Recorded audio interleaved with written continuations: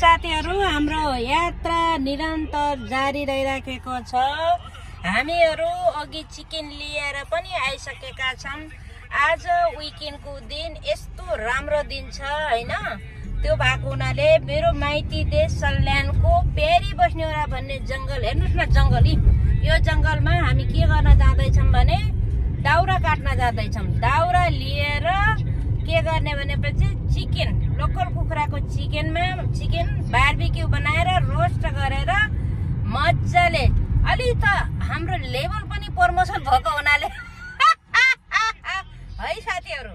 फेरि अब कोरोना हटाएर कोरोना हट्दै ब्ल्याक लेभल हट्दै कहाँ पुग्यो भने ब्लू लेभलमा प्रमोसन भएको छ। ब्लू लेभल पनि लिएर आइएको छ। आज मिठो लोकल कुखुराको बारबिक्यूको साथसाथै ब्लू लेभल पनि मिठो चुस्की होलिडे चुस्की इन्जोय गर्ने तयारीमा छौं। तपाईहरुलाई पनि यदि हाम्रो होलिडेमा सेलिब्रेसन गर्न मन छ भने हजुरहरुलाई चिलो निम्तो छ। हस्त है साथीहरु, अहिलेलाई बाइ बाइ।